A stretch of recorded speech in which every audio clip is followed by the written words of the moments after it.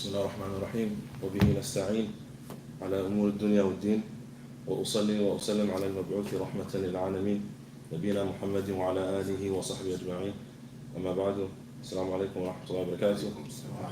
So inshallah, before the class starts with Sheikh Mufti, I'm just going to give a short reminder about something very important which we all know about, but sometimes we forget and sometimes it gets lost. And it's none other than the intention.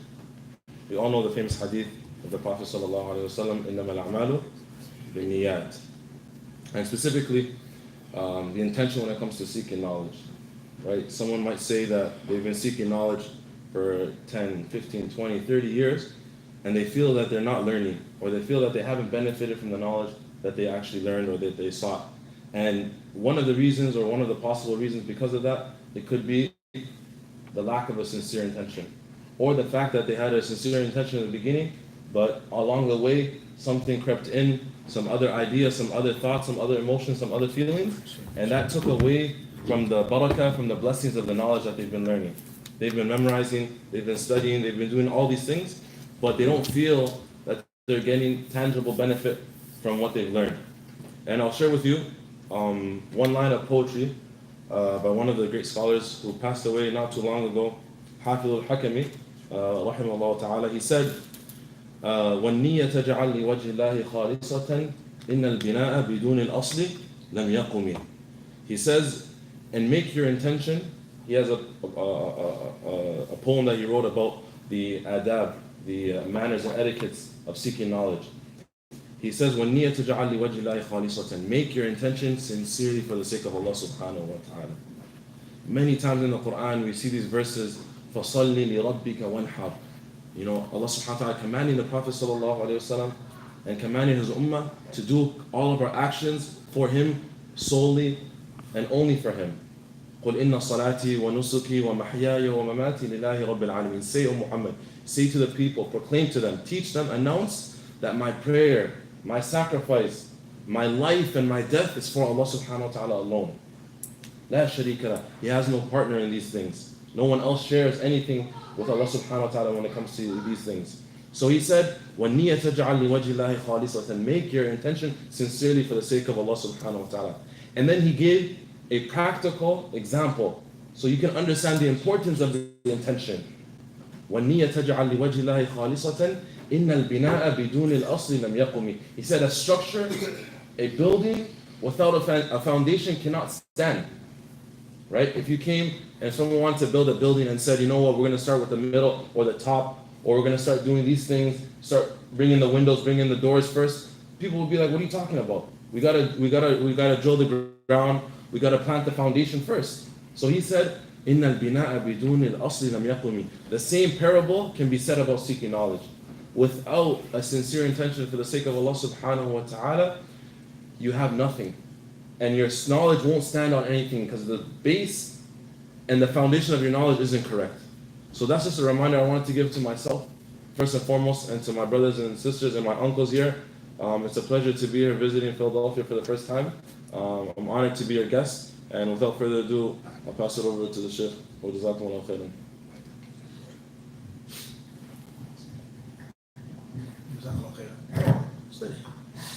بسم الله الرحمن الرحيم الحمد لله والصلاة والسلام على رسول الله وعلى آله وصحبه أجمعين أما بعد. السلام عليكم ورحمة الله تعالى وبركاته.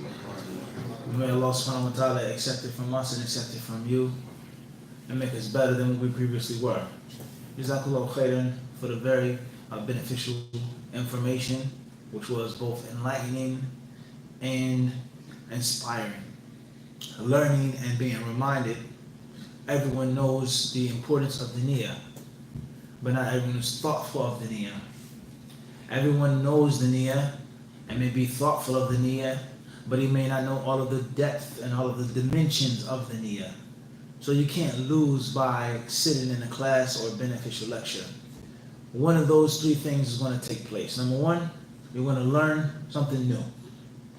Number two, you're going to be reminded of something that you already knew. Number three, you're going to not get new knowledge, you're practicing it, you're aware of it, but you make it a new dimension. I didn't know it was that deep. or I never heard that line of poetry, or I never heard that example being mentioned, or I never heard that verse being used for this proof. You can't lose seeking knowledge. And there lies no doubt, that's the reality of ilm. Something that you think you know, you may not really know. Something that you may know, you may be heedless or forgetful. Or something that you're practicing, you're striving, but you now get a new twist to it, a new variation to it. Something that's deeper, stronger, more profound, or just another piece to the collection that you have. Like a jewelry box. A woman has fine jewelry. She has gold, she has silver, she has pearls, she has rubies, all these things. And I don't think that a woman who's into that lifestyle and looks after jewelry and there aren't any financial restrictions on her, she doesn't refuse additional jewelry.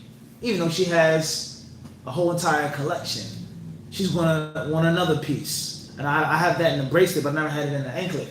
And in white gold versus yellow gold, and a different carat, and a different pearl, and this, you can't lose. Let alone the jewelry that she's amassed over the years. Oh, I forgot about that. That was my wedding gift. Or my grandmother passed that down to me. Or the jewelry that she wears, she may want it to be polished or shortened.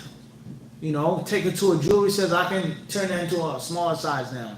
Your choker, we can make it shorter on your neck. Whack at that. You can't lose. And no one is going to refuse fine jewelry. But a fool. No one but a fool.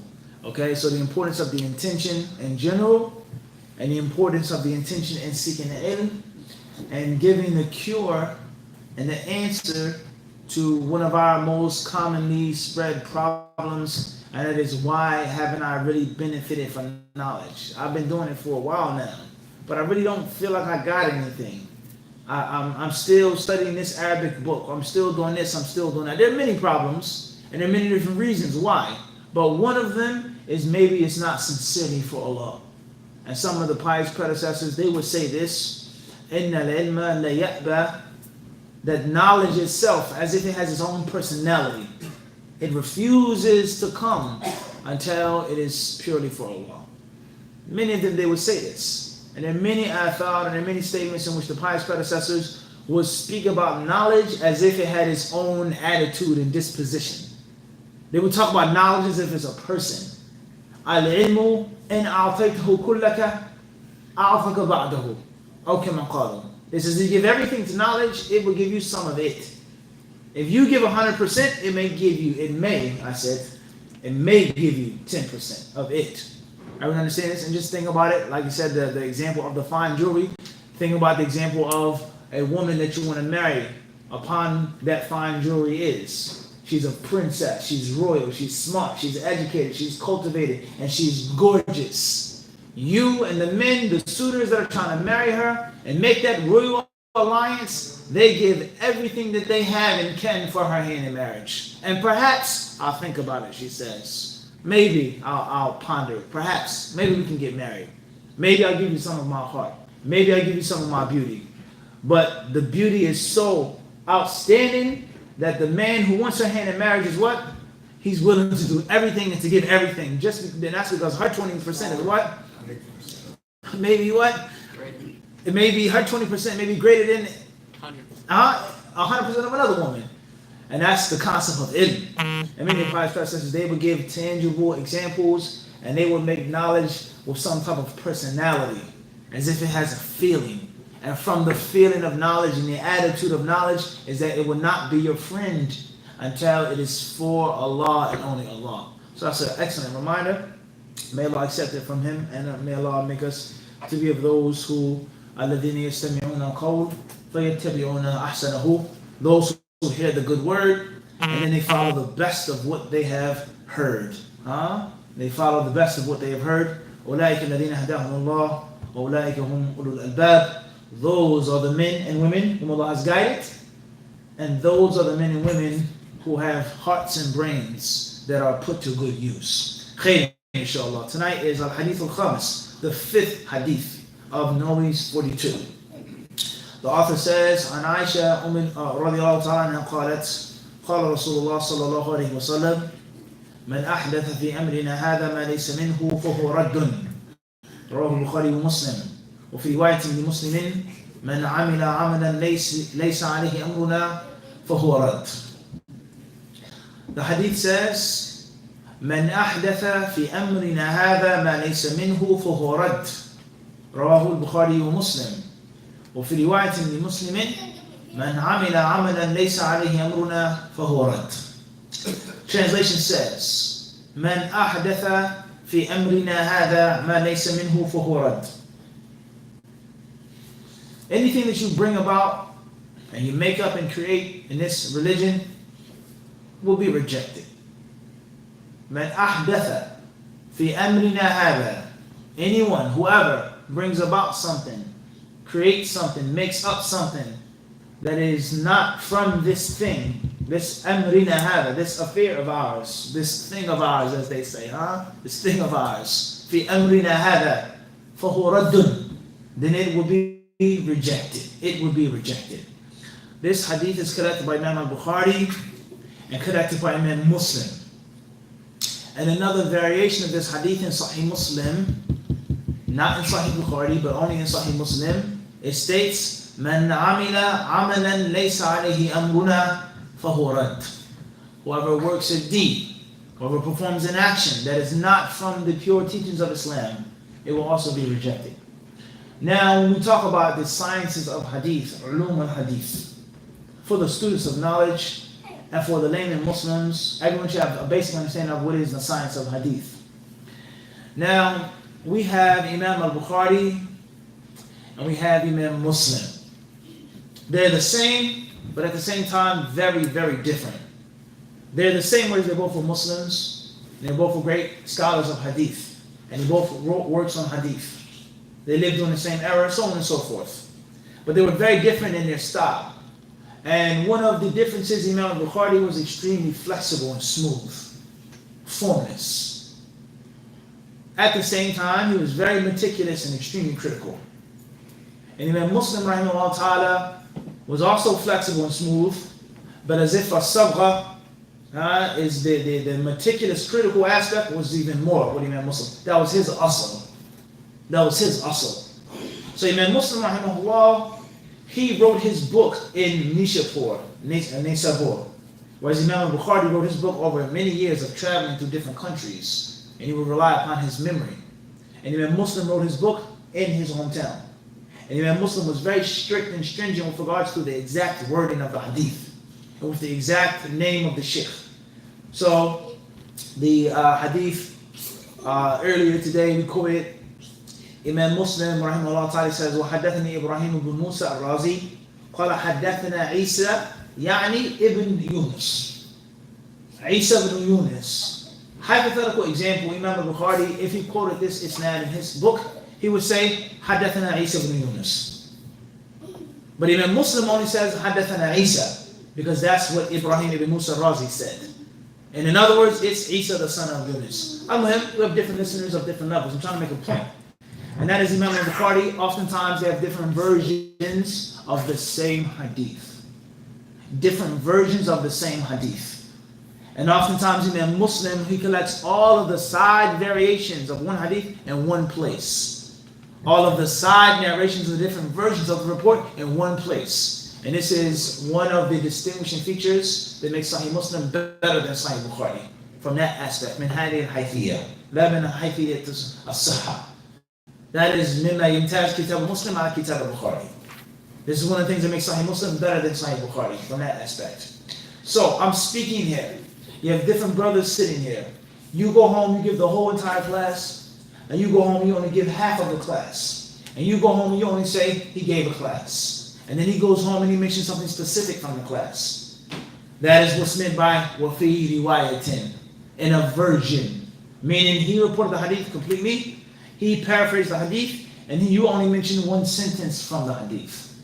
So we either have more than one class, or one class, but people do different things from the class and then reported it to their friends and their family members. You share something on Facebook, on Twitter, on Instagram.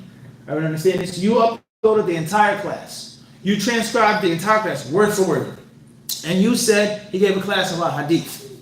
And a third brother says, he said in the class that the intentions are important. Everyone understand this? So we have one hadith that has one or two scenarios. Number one, either the Prophet said that thing more than once. He said it more than once. And the companions took and narrated what they heard from different times. Such as the hadiths that tell us what are the best deeds. What are the best deeds to do? One hadith says jihad fi sabilillah. Another hadith says iman. A third hadith says dhikr. A fourth hadith may say hajj mabrur. A fifth hadith may say treating your parents kindly, etc. Because the Prophet was asked about it, what? So many different times. And they narrated what they heard. Or we have a hadith in which the Prophet said he gave a speech and the companions, they took what they got.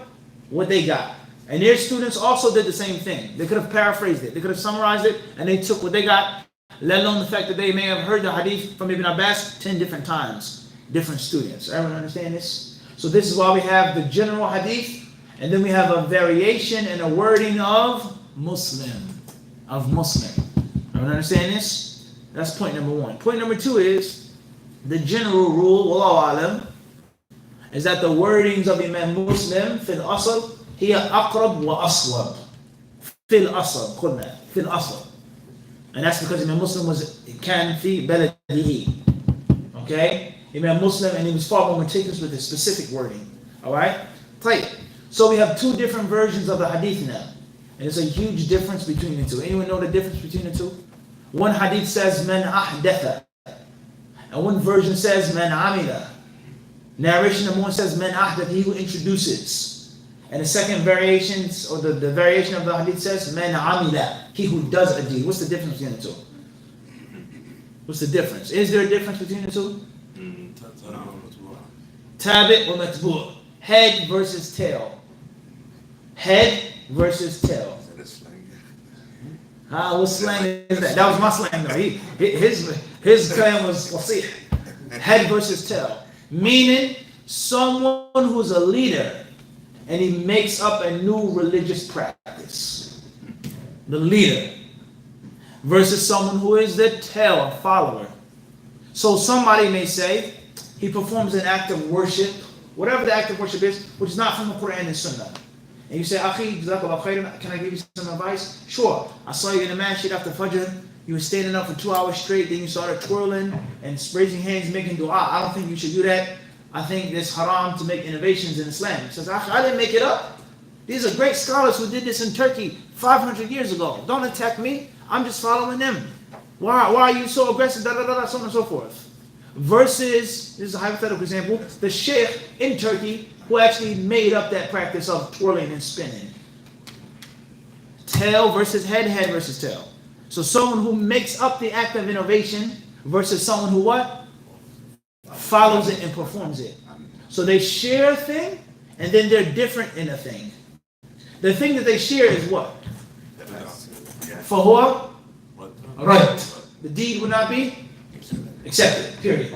The one who made it up is of no use. Allah says we made their deeds what? وَقَدِمْنَا إِلَىٰ Allah says what? مَا عَمِلُوا هَبَاءً مَنْثُورًا. Allah says that we will bring their deeds on the day of judgment. We will bring their deeds on the day of judgment. And we will make them what? Like dust, particles of dust. كَسَرَابٍ بِقِيعَةٍ يَحْسَبُهُ الظَّمْآنُ مَاءً. Like a mirage in the desert. The thirsty person thinks that it's an oasis and it's nothing there. When he gets there, he finds nothing. وَوَجَدَ اللَّهَ إِنَّهُ فَوَفَّاهُ حِسَابَهُ. And there are other ayat as well. كَرَمَادٍ اشْتَدَّتْ فِي الرِّيحِ فِي يَوْمٍ عَاصِفٍ. Allah says in Surah Ibrahim, like ash thrown into the wind on a violent day, a violent windy day. No use. عَامِلَةٌ نَاصِبَةٌ. Many ayats that tell us about the reality of people having nothing in the hereafter. لَيْسَ لَهُمْ فِي الْآخِرَةِ إِلَّا.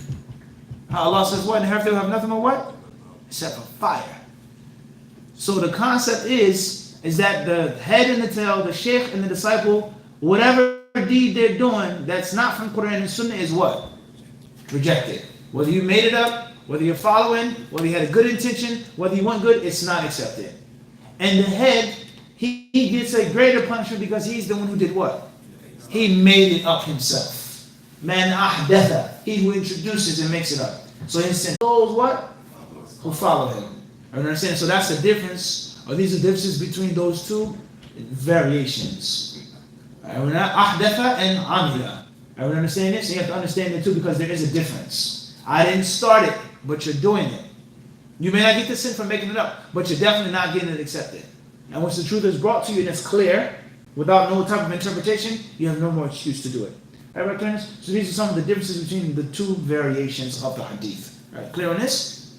The main lesson from this hadith is the twin and the sister of the first hadith of the book. The hadith of Umar. إِنَّمَا الْأَعْمَالُ بِالنِّيَّاتِ. Deeds are judged by intention. Meaning to Allah. And from that aspect, a person says, you can't judge me. Only Allah knows what's in my heart. So you're showing off. You're standing in front of the people because you're showing off. I say what? Khalil said what? You can't what? You can't judge me. You don't know what's in my heart. I'm praying for Allah. If there's 1,000 people behind me or one person. And then the hadith of Aisha, whoever does a deed, whoever innovates a deed, that is when I can say, I can judge you. Because what you just did is not from Quran or Sunnah. Everyone understand this? So for the deed to be accepted, the deed has to be valid. And for the deed to be valid, it must have what? These two conditions. فَمَنْ كَانَ يَرْجُو لِقَاءَ رَبِّهِ فَلْيَعْمَلْ عَمَلًا صَالِحًا وَلَا يُشْرِكْ بِعِبَادَةِ رَبِّهِ أَحَدًا لِيَبْلُوَكُمْ أَيُّكُمْ أَحْسَنُ عَمَلًا أَنَا أَغْنَى الشُّرَكَاءِ عَنِ الشِّرْكِ مَنْ عَمِلَ عَمَلًا أَشْرَكَ فِي مَعِي غَيْرِي تَرَكْتُهُ وَشِرْكَهُ. The Quran and Sunnah teach us that for a deed to be valid, first and foremost, it must be done sincerely for Allah. And secondly, it must be done according to the way of Muhammad sallallahu alaihi wasallam. So we have four types of people. Those who have sincerity and follow the Sunnah. Those who have sincerity but don't follow the Sunnah. Those who follow the Sunnah without sincerity. And those who neither follow the Sunnah nor have any sincerity. And there's only one successful group. And that's the first group. Prayer, zakah, hajj, fasting, jihad, whatever you do of ibadah, it has to be for Allah. And the moment it's not for Allah, it's of no use. And it has to be done according to the teachings of the Messenger of Allah. And that's the simplicity and the beauty and ease of Islam. Once the deed is valid, then bi'idhnillah ta'ala, it is nominated and it's a candidate for it being accepted. But there could be other things that could prevent the deed from being accepted. Such as someone that you wronged and oppressed, that's making dua against you. Such as an act of conceit and pride and arrogance in your heart. It's sincere for Allah, but I think I'm doing it, no doubt. It's me. I'm nice like that, right? You have some type of conceit with you, thinking that you're doing the people a favor. I'm doing you a favor by coming and lecturing you. I'm helping you out. You can't get up and go to the bathroom. I'm helping you out. I feel like I'm above you. Even though my intention for coming is for Allah. And I'm doing it according to the Sunnah. But I may have some type of conceit in my heart that prevents the deed from being what? Accepted. Everyone understand this? Or it could be another thing which comes between you and your ibadah being accepted.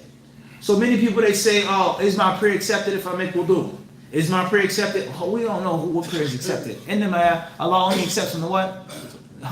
Those who ward off evil. Those who ward off evil. Al-Muttaqeen. Okay? So the deed has to be sincere, and the deed must be according to the Sunnah. That's for the deed to be what?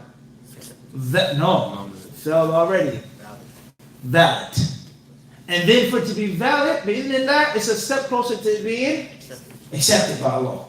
And there's a huge difference. So you go and apply for a job now. You're going to apply for a job. In order for your application to reach the desk, you have to have what? The prerequisites, whatever they are. Then the boss, the supervisor, the one who's hiring, he looks through the folders. Okay, I like his folder better. Take him. No, I think he's going to do better. I like the way he shook my hand. His face when he walked in the door. I think he's going to do better for the company. Even though all of the applicants were what? They met the standards. They met the what?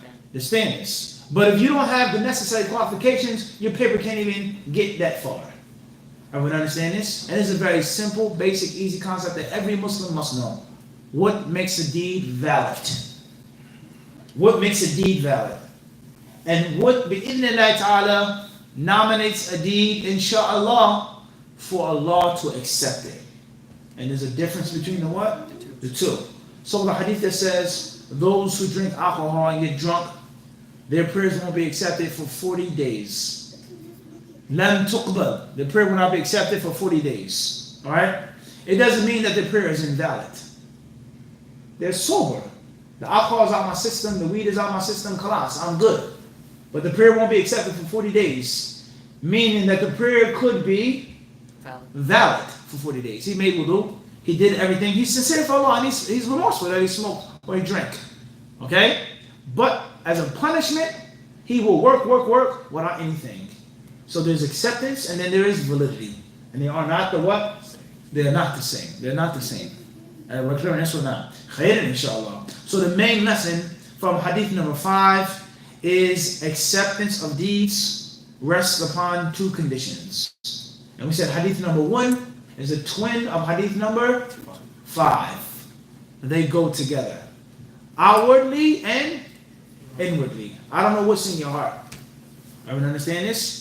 But we do know the rules of the Quran and the Sunnah. The Prophet did not twirl and spin and swirl around when he made dua. That's clear.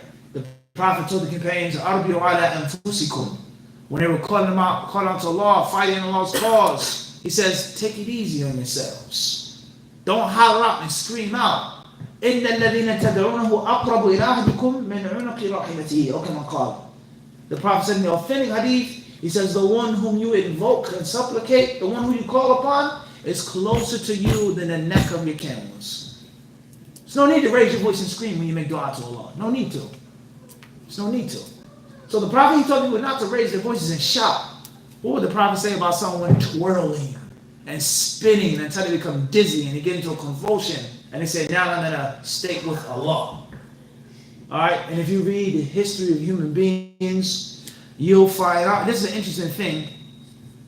A couple of days ago, maybe about a week ago, I was on some random reading. Alright, don't ask me how I got here. Don't ask me why I was here. But I was doing some research.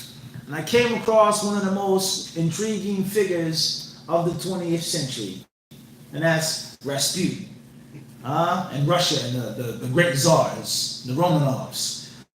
So if you read about this man Rasputin, where he came from, his background, is an intriguing story. There's no question about that. And there are many lessons that you can get from this man called Rasputin. And from those lessons, or from the questions that I asked myself was, where did it come from? These different innovations that certain Muslims practice, and which we spin and dance and twirl and pass out, and we go into a trance, and then and only then can we be connected with God. Then and only then are we connected with Allah. When I spin and I'm dizzy, now I'm above. Prayer is not enough. Zakah is not enough. Fasting is not enough. That's basic ibadah. But you have to spin and twirl and dance until you become dizzy, or not eat, not drink, stand in the sun. Then when you're about to pass out and fall out, then you reach the stage of enlightenment. Alright? Or other things that they used to do, such as commit fornication and adultery for the purpose of making tawbah. There's a well-known practice of many different religious sects and offshoots of Orthodox Christianity in Russia. They would do this. They would have these great grand orgies, and they would say that we have to make zina, we have to defile ourselves, desecrate ourselves in order to make tawbah. Once we become sinful and dirty, now we can begin to become spiritually clean. And when you travel to different Muslim countries, you'll find things like this.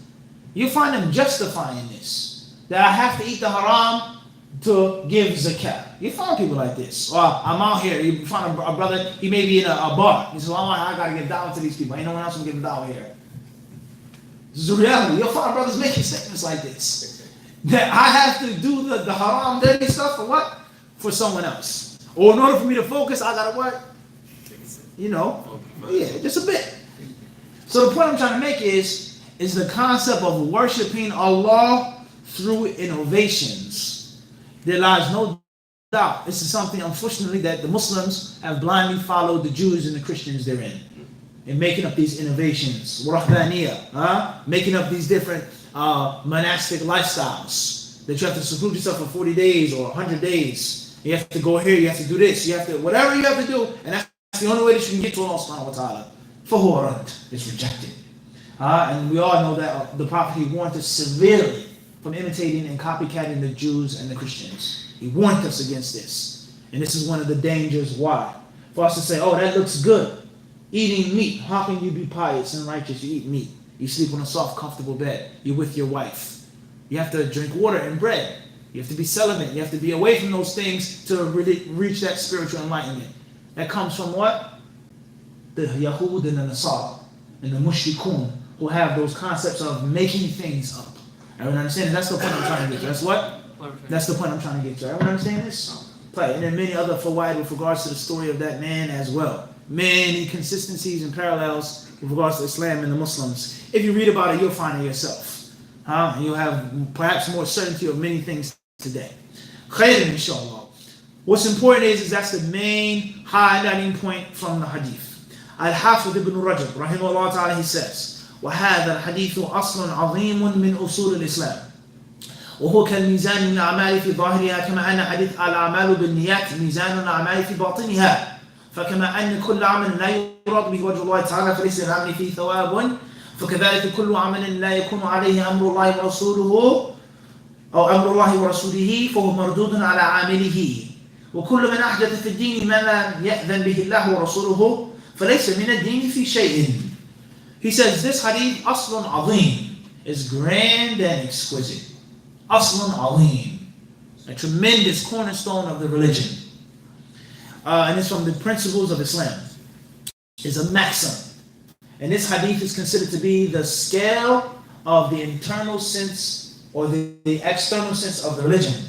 Just like the first hadith is the scale for the internal sense of the religion, as I just explained to you.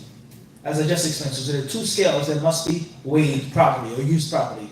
Outward and inward, and never just one. I'm doing it sincere for Allah. It's a good idea. I'm not going to be punished for it. It has to be according to the what? The Quran and Hadith. Inshallah.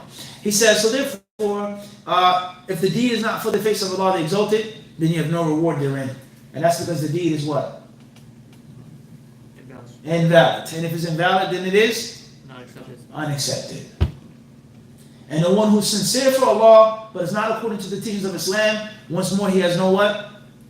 He has no reward. And that's because his deed is invalid. And if it's invalid, then it's not going to be accepted. Everybody understand this? Right. Moving forward. Al-Hafidh ibn Rajab rahimahullah ta'ala, he says here, he goes on to speak on some of the narrations that will come in the 40 Hadith of Nawawi. And he talks about the danger of innovations in al-Islam. And that is not a small and trivial issue. It's not a small and trivial issue. Innovations in al-Islam. فهذا الحديث يدل بمنطوقه على أن كل عمل ليس عليه أمر الشارع فهو مردود ويدل بمفهومه على أن كل عمل عليه أمره فهو غير مردود والمراد بأمره هنا دينه وشرعه كالمراد بقوله في الرواية الأخرى من أحدث في أمرنا هذا ما ليس منه فمعنى إذن أن من كان عمله خارج عن الشرع ليس متقيدا بالشرع فهو مردود. طيب. He goes on to elaborate on this a bit more. And the hadith has two ways of being understood. And this is very important in Arabic and studies. We have that which is called mantuq, and we have that which is called mafhum. We have mantuq and mafhum. The mantuq is that which the hadith literally states. And the mafhum is the opposite. So the mantuq states, if the deed is not according to the teachings of the sunnah, it's of no use. And the mafhum, the understanding of the hadith is the opposite, which is what? Is that if the deed is done according to the teachings of Islam, then it will be correct and inshallah accepted. Are we understanding this? So the hadith is not just giving you a negative sense, but it's also giving you glad tidings. If you're sincere and you're doing it based on what you've learned properly, inshallah, then bi'idhnillah, you're on the right path. You're on the what? You're on the right path. Everyone understand this or not? Now, let's branch off now. He says, وَالْأَعْمَالُ قِسْمًا عِبَادَاتٌ وَمُعَامَلَاتٌ. Deeds in Islam are of two types. Number one, ibadat, literal worship. And number two, mu'amalat, transactions. So an example of literal worship will be what? Prayer. Exactly. An example of mu'amala would be what? Getting married. Getting married. Or a juicy example is divorce. And that's one of the most controversial issues that we have. That is based off of this hadith and other texts. If a man gets into a bad argument with his wife and he divorces her, is the divorce valid? You say, why are you even asking this question? The man can divorce. Ya ayyuhan nabiyyu, the Quran clearly states that there's talaq. There's a whole surah in the Quran called talaq. But the brother and his wife, they were just intimate an hour ago. Just an hour ago. They were intimate. They slept with each other. And then they got into a really bad fight. He went to the bathroom. He left his phone on the bed. He got a notification. She picked up his phone. Such and such. Whether it's a sister, a third wife, a fourth wife, or Malaketa. Are you mad at what your right hand is possessed? I'm with him. The brother, I'm sorry, he forgot to cut his notifications off. Or he didn't lock his phone. Just keep it real now. Right? Rick, he went to use the bathroom, he left the phone on the bed. And whether the sister's newsy spying on him or whether it just popped up. Such and such. Who's this? Who's blah, blah, blah? And they start cursing and fighting. He says, why are you looking through my phone? You have no business looking through my stuff. Blah, blah, blah. You're a stupid. Okay, I shouldn't have looked through your phone. But who is Kareem? Or who's Kareem? Allah knows best. Who it is? In 2019. So they're both fighting now. You know what? Say, you know what? You divorce. Talaq. Now, you happy now? Go ahead, look through my phone. You can look through my phone and divorce, and then done. And a big argument now. Is the talaq valid or invalid? Why would it be invalid? Because he divorced her upon bid'ah. Not even anger. The fuqaha call us talaqu bid'ah. Talaq of innovation. And the talaq of innovation is anything which isn't the talaq of sunnah. So what is the talaq of the sunnah? Quickly. Point number one. Quick. Yalla, we should all know this. What's the proper way of divorce? First condition is what? Fi tuhrin, is that she cannot be menstruating. She's not supposed to be what? Menstruating. Lam yujami'ha fi, in which they were not intimate. She's making salat, she's praying, but they were intimate. An hour ago, or last night, or yesterday. In other words, the woman came off her menstruation. She's now making salah again, and he divorced her as soon as she came out of her monthly cycle. She's clean, and he didn't have any intercourse with her. Number three, it has to be what? Or they say she can be pregnant as well. She can be pregnant. Number four, the talaq is supposed to be wahidatan, only once, not twice, not three times. Talaq, talaq, talaq, as many brothers do. You're divorced 3 times. That's wrong. It's incorrect. And mutakhallilat al-raj'ah is that it shouldn't be back to back if you're going to do it more than once. Idda, finish, take her back, divorce her. Al-Muhim, what's important is that the divorce is not supposed to be during the time of menstruation. If she's in a pure state, then only 1 or 2 scenarios when she's allowed to divorce her. The first scenario is she is pregnant. Yes. And the second scenario is he didn't sleep with her. Listen once more. The woman is either making salah or not making salah. If she's making the salah, either they were together in this pure state, or he was never with her, or he was with her, but she is pregnant. Everyone understand the difference between the three? Everyone understand this? So a woman who's menstruating, obviously he's not having any vaginal intercourse with her. That's out the window. Everyone clear on this or not? So for him to divorce his wife in a state of menstruation is an innovation. It's talaq bid'ah. That's what they call it. If he divorces his wife while she is menstruating. Number 2, she's not menstruating, but no, they were intimate with each other. Meaning she could be and he doesn't know yet. It's not the same as a woman who's 4 months pregnant. I know that she's pregnant. The iddah is going to be clear. Her waiting another week, another month, this, then another 9 months. It's jumpy. Everyone understand this? Everyone understand the difference? So it's very simple. A woman is either pure or on her cycle. One of the two.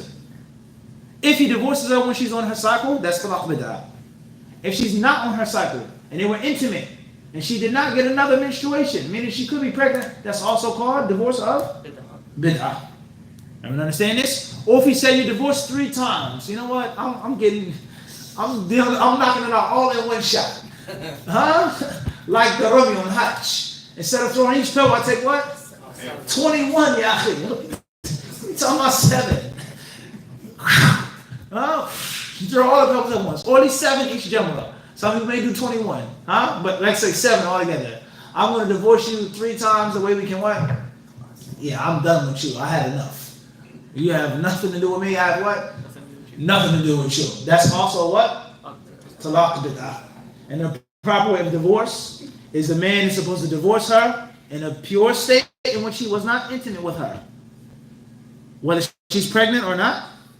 And it's supposed to be done what? Once. And it's supposed to be 2 witnesses as a recommended act. Of course, there are different details in the khilaf of the ulama and some of these things. Everyone understand this? We're not trying to overcomplicate things. Because many of us is the first time even hearing this. Everyone understand this? So if that's not done like that, then that talaq is called what? Bid'ah. Everyone clear on this? So, all of the ulama, I'm going to come with you.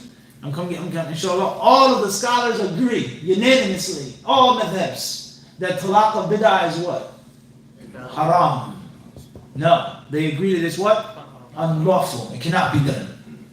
Talaq of bid'ah cannot be done. Fork in the road, they differ on? Is it valid or not? Does it count or not?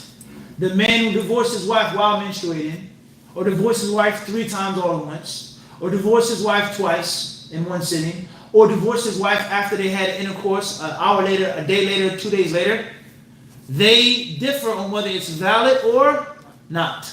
And those who say that it is valid, they say it's valid, but he's acting, he's sinful. He gets a sin for doing it, but the divorce actually counts. And then many people, they don't mention this part of the kalam of the ulama. I've never heard this in Philadelphia, and Allah knows best. I haven't heard anything, but I've heard a lot. They never mention the part in which those ulama say, وَيُؤْمَرُ بِمُرَاجَعَتِهَا. And he's supposed to be commanded to take her back. He's supposed to take her back. Those who say that it does count, they say he's supposed to what? Take her back. Even if you're going to divorce her later on, but she's supposed to what? Take her back. Whether it's obligatory or recommended, is also khilaf on that issue. Are we understanding this? And then those other ulama, they say he's sinful and the divorce is what? Invalid. Why is it invalid? Man amila amalan laysa alayhi amruna fahuwa mardud. The hadith right here, brothers. Everyone saying how comprehensive the hadith is? Whoever works a deed that is not in accordance to our religion is what? Rejected. And the Kitab and the Sunnah prohibit that type of divorce. Therefore, that divorce is invalid. Everyone understand that huge difference now. Clearly, you're imam in the masjid. They come to you. The sister's crying. The brother's hollering. They're arguing. You try to calm them down. He divorced me. She's emotional. She's crying. Niqab is full of tears in your office. And she says, you divorced me. You didn't tell him that I was menstruating. Or you didn't tell me that we made love 30 minutes before you divorced me. Or after you divorced me, whatever the case may be. Did you tell him that? Right? So sisters do. Brothers leave out details and the sisters, they what? No doubt about that. They won't forget that. So what's your decision now? Sheikh, am I still married to Kareem or not? Or are we separated? He's still married. So you say that the talaq is what? Invalid. And you may say, Reed, that the talaq is what? Say, malish, I'm sorry. You weren't supposed to do it like that. You're not supposed to divorce your wife after you were intimate with her, but it's still valid. And the proof for that is the hadith of Abdullah ibn Umar, radiallahu ta'ala anhuma, in which the Messenger of Allah sallallahu was approached. Ibn Umar told him what he did and how he divorced his wife in an improper state. The Prophet sallallahu said, Murhu falyuraji'ha. He says, command him to take her back. And you only take back your wife after the divorce was valid. There's no taking back unless it was actually what? It was broken. You repair it, you reconnect it after it was what? The chain, the link has to be reconnected after it was actually popped. Everyone understand this? So this is a mega issue among the ulama of Islam. And we're not here to discuss this in detail. We're only here to bring light, to shed light, and to bring it to the surface of consciousness. If you don't understand consciousness. Everyone understand this? Most of the ulama hold the view that talaq bid'ah counts. Rather, the overwhelming majority, 99.9%, they all say that it does count. And there are a small number of ulama who hold the view that it does not count. Everyone understand this? Ibn Qayyim rahimahullah ta'ala, in his book Hadith al-Sunan, he defends his position and the position of his teacher, Ibn Taymiyyah. If I remember, it's been some years now, maybe 30 pages, 25 to 30 pages. He just discussed this issue. Defending his view that it does not count. And the asl of that is the hadith that says, Man amila amalan laysa alayhi amruna fahuwa rad. How can a person pray and fast according to other than the Sharia, and how can it count? How does it even make sense if it was done disobeying Allah and His Messenger? It was done going against Al-Muhim. It's a very long argument. This is an example of how this hadith pertains to a real life what? Example. Everyone clear on this or not? So this is a tremendous hadith, and there are many, many things that pertain to this. Getting married without a wali. Sister got married without a wali. Is the marriage valid or not? Everyone understand this? Buying something without the consent of the owner. Any example that you want to make. So this, as we said, is a tremendous hadith. A tremendous hadith with regards to ibadah, and with regards to fiqh, and the everyday life of the Muslim. And there's no doubt the Muslim who follows the teachings of the Quran and the Sunnah is the one who's going to be happy. And the Muslim who needs something other than the Quran and the Sunnah is going to be miserable. He's going to be miserable. We ask Allah to give us knowledge which benefits us, and to benefit us by the knowledge that He gives us. Allah surely knows best.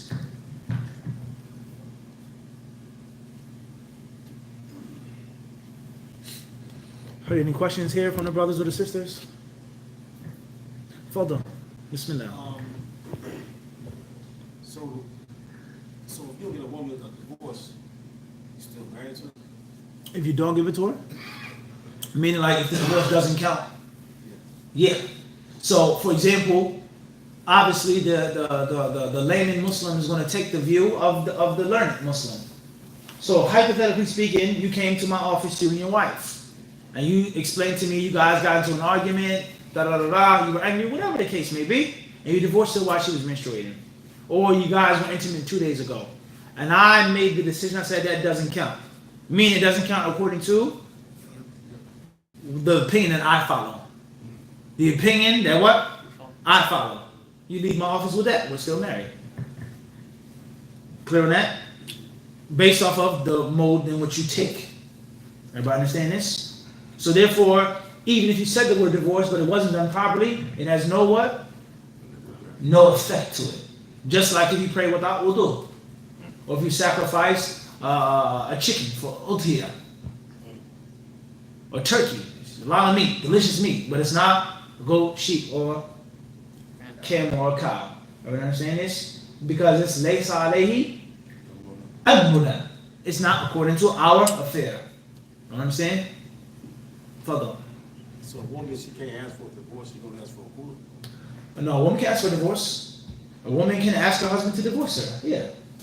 Let me go. I'm tired. I don't want to be with you no more. I don't love you no more. Whatever the case may be. Yeah. And he says, okay, you're divorced. That's valid. The khula and the talaq, I think, rather, I know for sure that many of us don't understand it properly. I would say most of us. And I'm not excluding people that are supposed to be learned. I'm not excluding people that are supposed to be learning. I'm not talking about every single person, but there are many people who have tremendous misunderstandings of the two.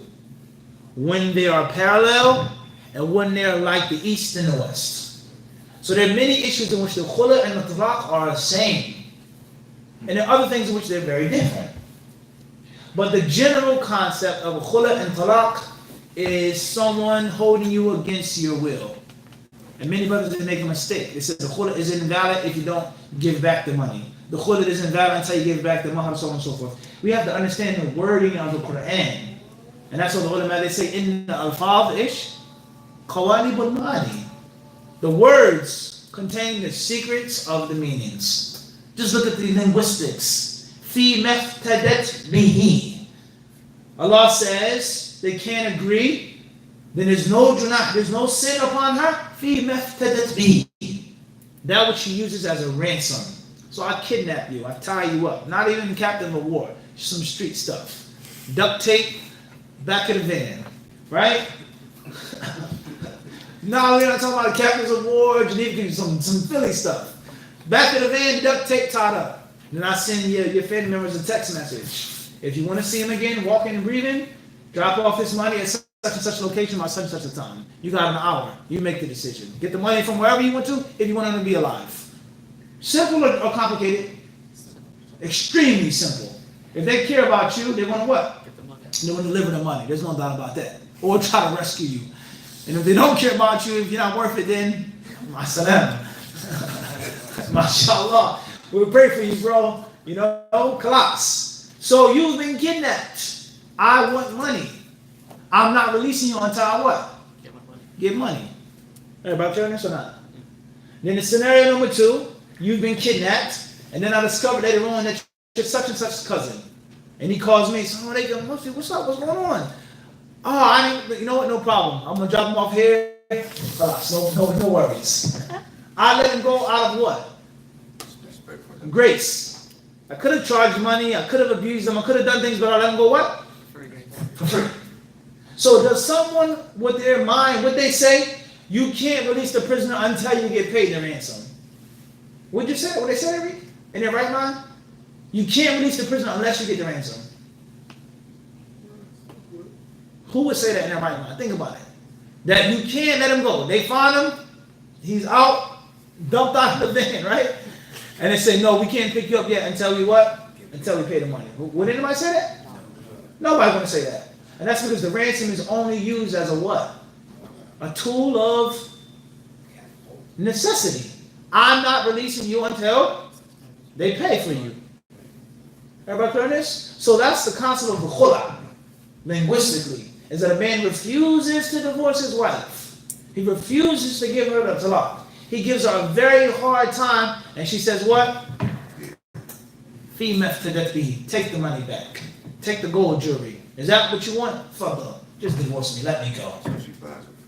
And I go, what? Like a captive. And if the husband divorces her himself, or if she asks for the khula and he grants it, there's no need or necessity for the what? For the ransom. Everyone understand the concept? Everyone understand this or not? So many people, they have, and that's just, we're not here to discuss that in detail. I'm just trying to show you the difference. The talaq is based off of the man being displeased with the woman. The man not being pleased with her deen, her character, her physical makeup, whatever is the reason behind their lack of harmony. He divorces her, and that's why the talaq is a different process. And the waiting period is a what? Different process, because it's supposed to be a means of fixing things. The woman is not supposed to leave the house. They're supposed to eat together. He still looks at her uncovered. And she is supposed to convince him, don't let me go, I'm a good woman. That's why it's 3 months. Because she could be clear that she's pregnant or not within how many months? Just 1. And that's why the khula, and according to all of the ulama, but some of them, they say it's only 1 menstrual cycle. And that's because she's immediately away from him, and she can't remarry until it's clear that she isn't pregnant with his water. Everyone understand this? And another man tilling upon another man's land. Everyone understand this? Everybody clear on this or not?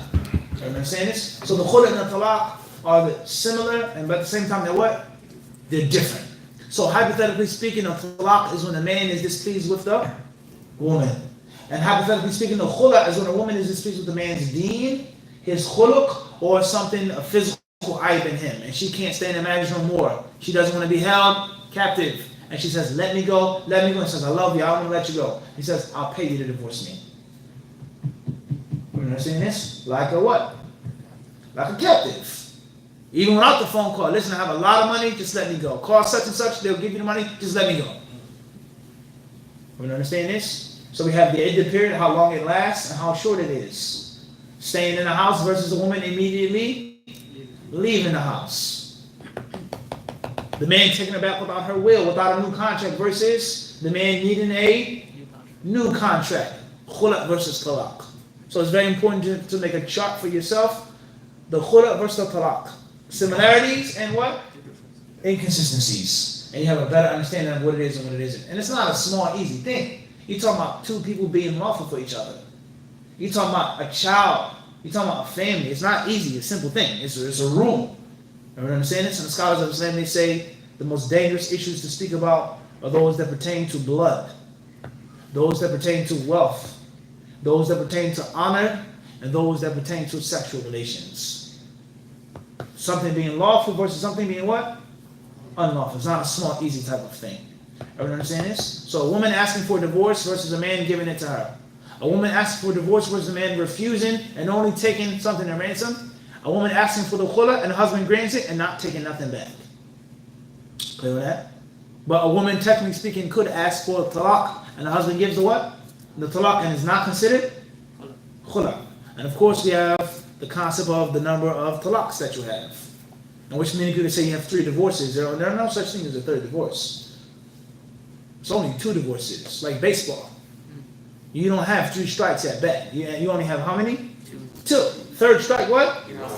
The umpire says you're off. Everyone understand this? So you only, in actuality, you only have what? 2. And that's why Allah says, at-talaqu marratan. Divorce is only 2 times. The third time is what? Finish. And then there's a new set of laws that have to be implemented once you divorce your wife the third and final time. Everybody clear on this? Wallahu a'lam. Any other questions, brothers? Fadl, Talib. What makes somebody a scholar? Make someone a what? A scholar. Question is, what makes a person a scholar? I would say the word scholar has different usages, different meanings, different depictions. A scholar could be someone who's studious. A scholar could be a child. Say, my son is a scholar, and this son is an athlete. This is the athlete, and this is the scholar of the family. A scholar could be someone who has a PhD in a field. A scholar could be someone who's mastered that field. A scholar could be someone who is knowledgeable of most of the issues. Not all, but most. A scholar could be someone who's deemed to be a scholar by another person who's proven to be a scholar. There's different usages of the term. Different usages of the term, okay? Now, obviously, there's a lot of controversy concerning this issue, which we don't want to get into right now. Don't want to waste any precious time on it right now. What's important is, my opinion, is that it depends on the time and the place and how it's being used.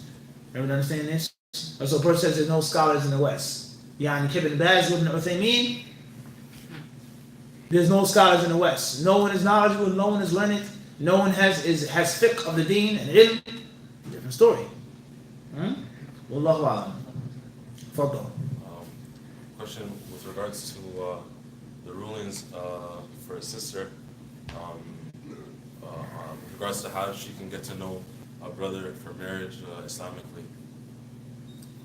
Question regarding how can a sister get to know a brother for marriage Islamically? That's a challenging question. And we've spoken this before, and we said that the system hasn't failed us, but we have failed to implement the system. Islam is extremely simple, clear, and easy. You want to get married, you get married. You don't want to get married, you don't get married. But we have culture, we have race, we have colorism, tribalism, we have caste system, all of these different problems and ins and outs that the Muslims have been afflicted by, which cause things to be overly complicated. So a sister or brother may say, I can't go directly to the father, because he's going to say no, just by my appearance, or the color of my skin, or my family background. And he may say, I have to get to know the sister has to fall in love with me, and then the sister makes the father an offer that what? He can't refuse. But it's not the simple, easy way, in which the father only sees deen and khulq. You come from this country, good Muslim, good character, you have a job, you make your money, bismillah. It's not that simple. It's not what? It's not that simple. Let alone people's backgrounds, people's pasts. Oftentimes, They've been burnt out, jaded by Jahiliyyah. They've been through so much. You have to make sure certain things are there before they get to marry a sister or get to marry a brother. And oftentimes they feel that they can't do that the traditional wali way. How am I going to ask about this and that sitting in front of the brother who's in a chair in a room?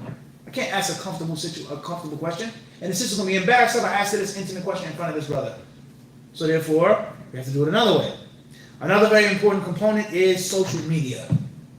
No doubt about that. Social media and globalization has changed the dunya.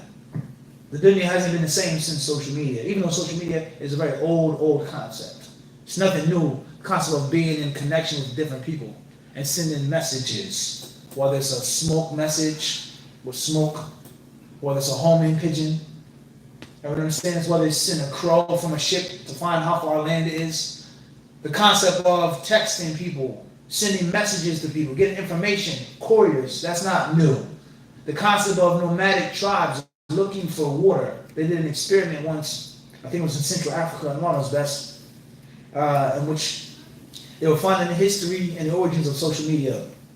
And these researchers from the United States, they said that some of the origins of social media were the different tribes and how they went and searched for water and for grounds for the animals to graze and to settle down, and they would send messages to the neighboring tribes and clans, and then they would relocate, and they would send a message, and they would come. Just like social media. There's a lecture here, a tweet, a broadcast. I don't understand this, but the modern technology of social media, no doubt about that. So therefore, there's a sister who lives in Alaska. I don't have the ability to go there. Her father's in another country. He lives there. She doesn't have a wali, but I met her online. I met her on a dating service, or she commented on my YouTube video.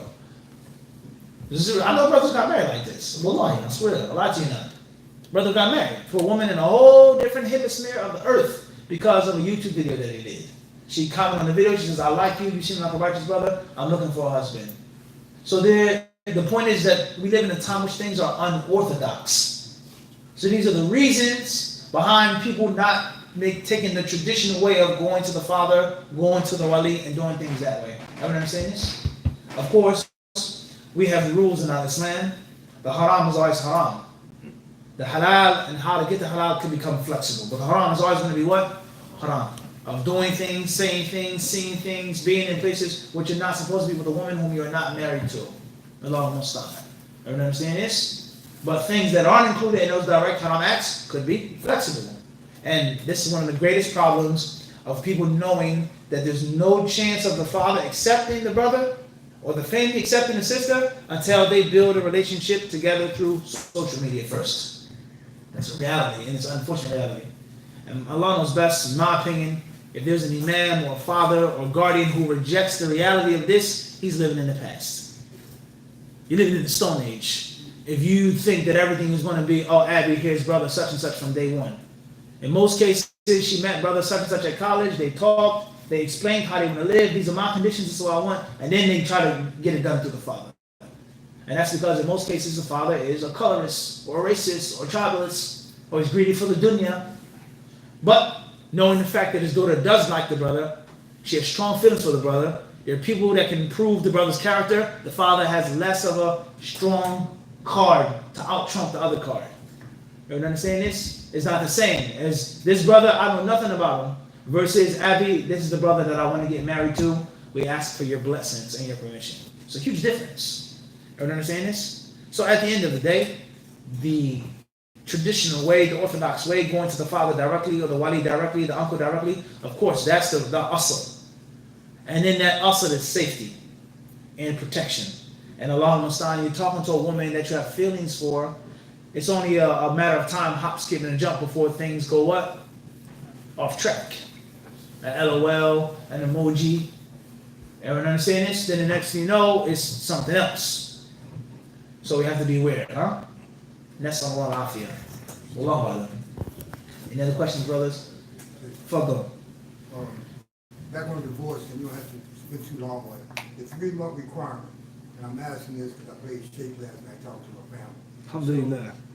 The 3-month period, I had mentioned that the husband, while you're going through divorce, the husband and wife have to sleep in the same bed for 3 months Okay. because of God's most graceful if they, like, you have to make them, you know, I'm sorry, and consummate, you gotta start all over again. Clear. That was, Clear. Tight. With regards to the 3-month period, staying together, sleeping in the same bed, etc. In general, it's going to be 3 months. In general, but that's not always the case. Sometimes it can be less than 3 months. It can be more or less. Rather, it's either going to be 3 periods or 3 pure states, which in most cases, what most women is 3 months. In most cases, but not always necessarily. Could be what? Give or take. And one day with a woman that you're not married to, it's haram. And she can conceive. She can be ovulating that one day. And she has a child. You guys were not legally married. That's a huge problem. Everyone understand this? So 1 day or 3 days or 2 days or 5 days in the Sharia is a what? It's a big difference. Everyone understand this? A person says it's 3 months. In most cases, 9 out of 10 women have 1 menstruation a month. So it's 3 months, but it's not what? Not always the case. Depending on when the divorce was made, and it's based off of how many cycles she had, or how many times she was making salat and fasting. And she could get remarried on the 31st, but in actuality, her iddah wasn't over until after the 1st of that month. And she got married on the 1st, the marriage is invalid. She conceived on the 1st of the month, that child is not that what? That man's child, so it's a problem. But to keep things simple, 3 months. Clear, Sheikh? So the iddah should be spent in the household. They don't necessarily have to sleep in the same bed. Many brothers who are married to their wives that don't sleep in the same bed. They sleep on a sofa. It's a well-known reality. You call it the doghouse. Where I come from. Or some people, many marriages, they just don't get along. He's not in the doghouse. She's not mad with him, but they just don't sleep in the same bed. Am I making this up? She sleeps in a room, and the brother sleeps what? In the basement. Am I making this up? This is a dysfunctional marriage. Many people, they have this problem. It's sad. Okay? So what's important is the woman should be in the house of the husband during those 3 months.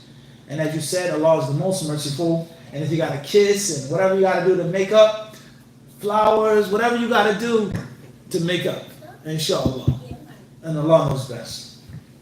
Khairan, inshallah. I think it's time for the adhan now. Inshallah, we'll make the adhan and we'll try to take some of the questions online by the best of our ability. Bidnillah.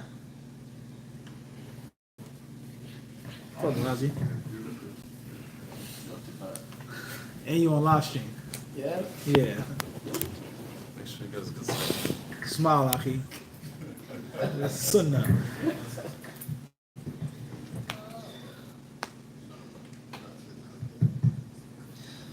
Allahu Akbar, Allahu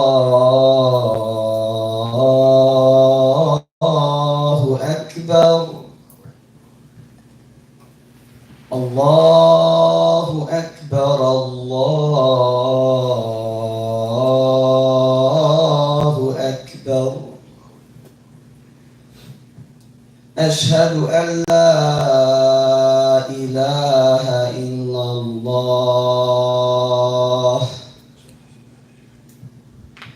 Ashhadu an la ilaha illallah.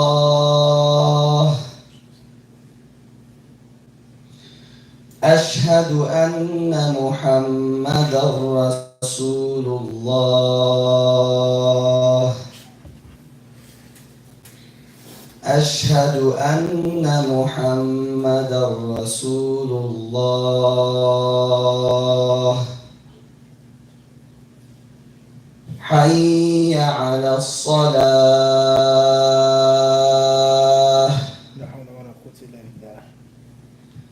حي على الصلاة.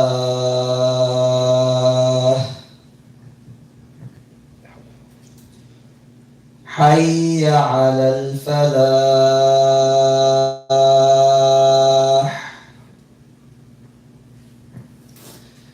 حي على الفلاح.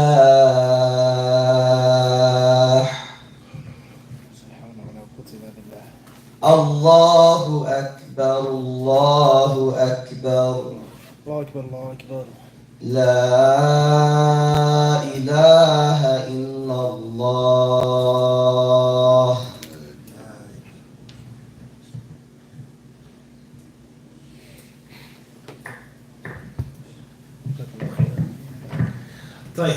Bismillah. All right. You mind reading the questions, Simon? No, Simon. Save time. The first question. Assalamu alaikum. What's the name of the sheikh sitting next to Mufti? They didn't have the. Didn't have the name. Allah Akbar. Al-Wabu, huh? Well, we can't take the question unless it's the point, right? Questioner says, AK Columbus, Ohio. Assalamu alaikum, Mufti. Is there any greater virtue in speaking al-Arabiya Fusha versus Ammiya, especially when it comes to mentioning the name of Allah? Example, Alhamdulillah versus Alhamdulillah. Question from Columbus, Ohio, right? No. Is there any greater virtue or far more excellence, greatest excellence of speaking Fusha versus speaking the slang or the street language or the colloquial language, Darija, Ammiya, and saying Alhamdulillah, Alhamdulillah, Alhamdulillah, as we say, whatever, is there, etc.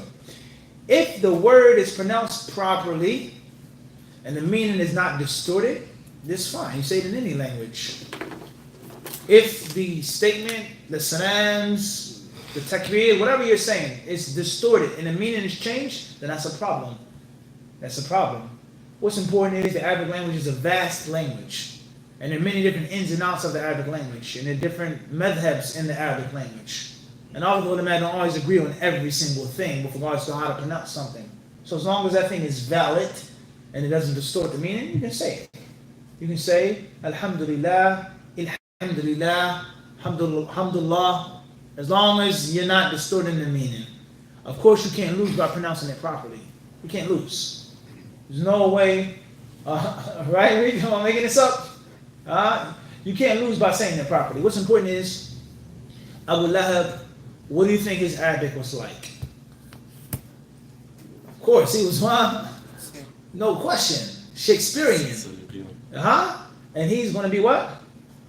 In the fire of hell. And then the people who don't even speak Arabic, who can only say the basic things, be in that title, who will be in Jannah. That's what's important. Now, if you're a speaker, a learned person, a scholar, that's a different story.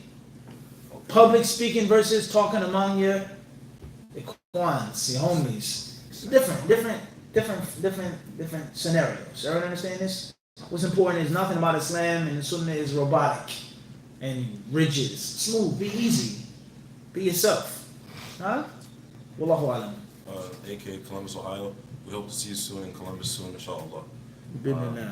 H from the Bay Area, California. Assalamu alaikum, Mufti. May Allah reward you and continue to bless you. What advice can you give a sister that wants to discipline her child but scared Allah's displeasure? Yeah, Allah's displeasure. What are the initials? H. Please put H from the Bay Area. Please give the first and last initial, please, or the first and last name. Anwar Ali, London. Assalamu alaikum wa rahmatullahi. Some advice on giving out knowledge that you have being balanced with the fact that you haven't formally studied at all. Question from London with regards to giving knowledge that you've been taught, but you're not formally trained. There's a difference between al-qiyamu bid-da'wati ila Allah wa tabligh ad-da'wah. You being a professional da'i, full-time da'i, you should be formally trained. No doubt about that. You passing on a book to someone, you have a conversation with a co-worker, a family member, you give some type of benefit, you say something that you've learned and you're sure about, different story. And it's no different than me putting a nail in the wall in my house. I don't have to call a professional carpenter to do that, but I'm going to build a house. I want to be a carpenter and charge money and make someone's house. And I have not studied the formal way of carpentry. No. Whether that's YouTube, whether that's in person, anything which you're doing full time in the park, Hyde Park, and you have what? No credentials. You haven't studied nowhere. That's a huge problem.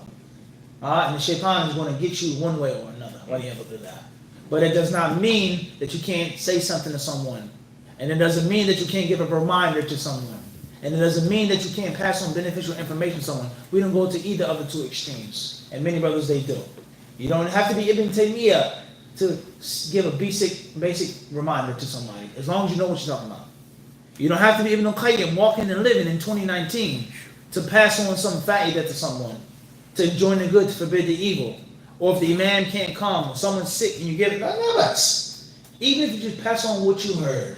I heard in a lecture, I read in a book. That's better. But at the same time, you cannot be a professional, walking, talking, living, da'iyah, caller to Allah, and you haven't been formally trained, as many people do, unfortunately. May Allah help us and hide our faults. Ameen. Fadal. What's a mufti? What is a mufti? Oh man, a mufti or muftadi? Huh? Which of the two? Inshallah, we can send you a link, Sheikh, to an interview that I did in the UK, in London. Huh? In which we talked about this word and this term. Inshallah. Right? Jazakallah khair. Fadal. The question says, Abu Taha from Fez, Morocco, are there any scholars you considered in the West? Question comes from Fez, Morocco. Are there any scholars that you consider in the West? Like we just explained, what do you mean? Do you mean that there's Ibn Taymiyyah in the West? There's Ibn Baz in the West? Muhammad Amin al-Shinqiti, Sahib Adwal Bayan in the West? I don't think so. But do you mean that there are people, as I said, who are muta'allimin, learned, dakatra, doctors, shuyukh, people that have ilm, that memorize and study and have ijazat and things like this are key, of course. And my personal opinion, which I think I'm entitled to, I think it would be ultimate disrespect to Allah for there to be millions and millions of human beings in a part of the world called the West, and not one single scholar is among them. Stop and think about this now. The West, Europe, the European the mainland of Europe, the British Isles, Scotland, Ireland, UK, Wales, Canada, Australia is considered the West. Many people consider South Africa to be the West. And there's so many other parts of the world, and there's not what? Not one island among them. Not one person who's learning. That's a slap in the face to Islam. That doesn't make any sense. There are only people that are students of knowledge, people that can translate, and that's stupidity to make that statement, in my humble opinion. Wallahu a'lam. Assalamu alaikum, Dawood, Milwaukee, Wisconsin. Can a woman ask for a khula while she is mensing and even after intercourse, and will it be valid? Questions from Milwaukee. Can a woman ask for khula while she's menstruating or after she's intimate with her husband? Yes, she can. There's no prohibition on that. And the reason why there's no prohibition on that is what I explained to you, is that the khula is a means of her getting away from the harm of the husband. That is based off of need and necessity. Versus the man being displeased with the woman, and he waits until the proper time after trying to fix it and harmonize the situation. This is an example of the wisdom that we said, of the differences between the two. The khula is an emergency, like a first aid kit. And the talaq is an appointment that you make with the doctor and you take your time to go in. Can you come in on Wednesday and you call him on Sunday? I'm not dying, I can wait 3 or 4 days. Everyone understand this? It's a huge difference. You do it the proper way. The khula is an emergency. Wallahu alam. CB from East New York. May Allah bless you and protect you, Mufti. Ameen. If a man divorces his wife in the American court, does that count as talaq? Question is from East New York. If a man divorces his wife in the American courts, does it count as talaq in Islam? No, it does not. It is not valid talaq in the Sharia. And many people, they make this mistake. You have to be very careful, thinking that you divorced from your husband. Just because you divorced civilly doesn't mean you divorced legislatively. Sometimes they're consistent, and oftentimes they're very inconsistent. We go down to City Hall, we get married without a wali, right? Right or wrong? We get married without witnesses, right? I get married to a woman, we both shared the same breast milk from a woman when we were younger. And the list goes on and on and on of things that you can do. So getting divorced or married in the Sharia is not the same as the court, unless the court is based off of the Sharia. Everyone understand this? Wallahu alam. MF, Staten Island, New York. What advice can you give to parents who allow their children to participate in dancing and singing in school? What question or what advice can you give to a student or a parent who allows their children or the children have to sing and dance in school? Question from Staten Island. Allahu musta'an, yani. Singing and dancing could take place in a public school, for sure. And singing and dancing could take place in an Islamic school. what's important is the most important aspect of tarbiyah is the tarbiyah of the household. Of course, the teacher plays a huge role. The children and the peers of the children, they play a huge role. But the greatest role is the tarbiyah of the house. If your children are not being taught and raised and trained and loved in the house, them going outside is going to be of minimal benefit, if any. If the household is topsy-turvy, out of order, no true, real Islam, the teacher can only do but so much. And the opposite isn't the same. My child can go to public school or to a crazy Islamic school or a shallow Islamic school, but my tarbiyah in the house is very, very, very, very strong. There's a great deal of love, and I treat them kindly, I have fun with them, I teach them, I give them things that they can hold fast to. They have a chance of making it out successfully. And of course, the best thing is to have the tarbiyah in the house and the tarbiyah what? Outside of the house as well. So if you cannot control the situation, if you can't send a letter asking your children to be excused from singing and dancing or anything else which is not to be done as a Muslim, then try your best to teach them and explain to them. If you do it in school, it doesn't mean you can do it in other places. You only have to do it because you have to pass, and try to get out of that class. Try not to sing, try not to dance, whatever you can to avoid that act. And if not, then at least teach them and educate them. And there's always a hope if the child knows the correct philosophy, even if they can't do it physically. Many children, they come back to the correct way because they know it's wrong. And there are many people who don't even know until it's too late. Wallahu musta'an. AA, Toronto, can you do a lecture about the description of Jannah? We've done many khutbahs on this. If I had to pick one off the top of my head, my weak memory, I would say we did a khutbah called the Legacy of the Golden Goblet. We talked about Sifatul Jannah. J.A., Philadelphia, Pennsylvania. Assalamu alaikum, Sheikh. Sorry I couldn't make it for Jum'ah. Is it correct for a person to make the sunnah prayers for dhuhr before and after the Jum'ah prayer? If not, how is a person supposed to fulfill all the sunnah prayers for the day? Jazakallahu khayran. Question comes from City of Brotherly Love, Philadelphia, Pennsylvania. Can I make the sunnahs of dhuhr before and after Jumu'ah? And if not, how does one complete those 12 rakahats and have a house built for them in paradise, etc.? The Jumu'ah prayer has sunnah ba'diyah, prayers to be made afterwards. And those are 2 or 4 rak'at in one's home. The hadith of Abdullah ibn Umar in Sahih Muslim. Either you make 2 rak'at or 4 rak'at in your house after Salat al-Jumu'ah. If you can't, then make them in the masjid. But the narration of the Prophet used to pray them in his home on Jumu'ah. As far as before Jumu'ah, then I don't know of a specific authentic hadith that mandates special sunnah ratiba for Jumu'ah. And we know that the rationale of the question makes total sense. Man hafadha ala thintay ashrata, etc. He who strictly guards 12 rak'at. Well, what about on Jumu'ah? I'm missing out on at least 4 or 2. That's an exception to that rule. That's a what? Exception. An exception to that rule, huh? And for you to be consistent doesn't mean that you're perfect. It's all about ratio. So 6 days out of the week, I'm making those 12. And there may be a day in which you miss a prayer here, you miss a prayer there, but it doesn't mean you're not too hafiz. Wallahu alam. Hamid Salah, Farwaniya, Kuwait. Glad to know that you're making a world tour. Hope you visit Kuwait and hope you bring the Hajji caps. May Allah bless the tour. Ameen. Jazakallah khairan. May Allah bless you, Akhi Al-Kareem. I'm still waiting on your message, inshallah. Yeah, we'll take one last one, inshallah. Fadal. In what instances is the divorce recommended? Question is regarding in what instances is the divorce recommended?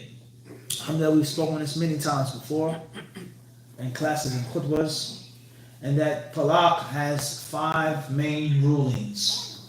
The general concept of divorce is that it's not a good thing in general. But the real specific tailor-made ruling is that there are 5. Sometimes divorce is obligatory, you have to. You don't have an option, doesn't mean you must divorce. And there are other times in which it's recommended to divorce. And then there are times in which divorce is mubah, unprescribed. Stay if you want to stay, leave if you want to leave. And then there are times in which divorce is makruh. It's not haram, but you definitely shouldn't do it, ya akhi. Be patient. And there are times in which the talaq is haram. You can't do it if you want to. So an example of a divorce which is recommended. If a man lives with a woman and has a great amount of doubt of her chastity and her purity, he's not sure 100%. He's not accusing her and making the qadf, but there's a huge doubt in his mind. I don't think that she's faithful. I have many doubts that are bothering me. I can't sleep. I wake up and it's not just anxiety, but it's tangible stuff. I can't prove it, but I know she did it. I know. But I don't have the full witnesses to say it. And she's pregnant now, or she's going to get pregnant, or you're planning on having a child and you fear of that problem coming to you. Or and it's a situation in which the woman is loose. She's loose. Whether she's unchaste or whether she's very, very loose. And she doesn't want to stop being loose. Or the divorce can be recommended in which, as we say, when the love has just died. There's no real affection between the two. There's a lot of hatred, a lot of malice. There's no harmony between the two. You take care of her, you pay all the bills, and you really don't get much from the situation at all. You sleep by yourself. You read the kids a bedtime story by yourself. You eat your food, you cook your food by yourself. There's no intimacy, there's no respect, there's no love. What's the purpose of it? And there's a great deal of heartache and sadness in this marriage. And there's not much that you're looking forward to come from this marriage. And that situation may be recommended too. Assalamu alaikum. I want to oppress you, you want to oppress me. We were not going to have a nasty fight and argument. You go your way, and I go my way. Allah is with me, inshallah. Hopefully He's going to be with you too.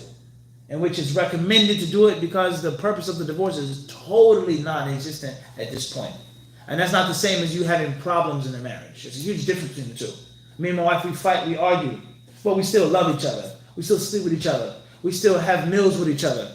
We still do things with the kids with each other. But we have some bumps and some rocks. You see what I'm saying to you? That's not the same as the situation which everyone is familiar with. Alhamdulillah, that's not true, but you've seen it before. In which they're two different people. Brother comes home, assalamu alaikum, the kids give him salams, and that's it. He goes to sleep by himself, he wakes up by himself, and that's it. And there's no attempt to try to fix it. It's like, lakum dinukum wali din. That's it. You have your religion, I have mine. That's a problem. And there's no good that's going to come out of that. And Allah surely knows best. The last thing I'll say is that specialists who deal with psychology and different psychiatric issues and mental issues and the behavior of humans, they say that a dysfunctional household and a dysfunctional marriage sometimes is just as harmful as a single parent household or a split custody. Just as harmful, if not more harmful. Okay, so just what good are you doing for your children now? Do they see Abby and Umi together? No. Do they speak together? No. Do they eat together? No. Do they talk with each other? No. Umi has no respect for Abby. Abby has no regard for Umi. If they talk, they curse, they holler, they throw things, and they fight. Shut up. Go back to your room. Be quiet. She's crying. Abdurrahman is hiding behind the bed. What good is that? That's only damaging the children and furthering the wedge. And your little daughter, she sees this is how you talk to a man. Insult him, be sarcastic with him, talk back to him, insult him, and humiliate. And she's taught that tarbiyah. And the boys, they're taught the tarbiyah, you raise your voice at a woman, and you throw something at her, or you smack her, or this and that. You argue with her.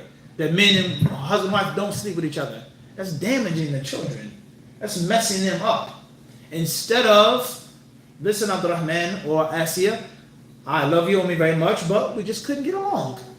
Couldn't agree, and humans don't agree with everything. You go over there during the weekends, and you come over to my house during the week. I respect her. She's a Muslimah. I still care for her. I'll do anything for her, but we just can't get along. We can't be friends anymore. That's better for them to understand instead of abuse and fighting and cursing and lack of harmony. And many people, when they want to get a divorce, we know the thing that keeps them back is the children. And sometimes that's a good thing, alhamdulillah. Sacrifice for your children, no doubt about that. But oftentimes it's what? The exact opposite. And the children suffer more. And they go through worse trauma by you holding on to something that's gone. It was gone 5 years ago. The marriage was done 5 years ago. And it's only more malice, huh? And Allah surely knows best. Walhamdulillahi Rabbil Alameen. Jazakum Allahu khayran.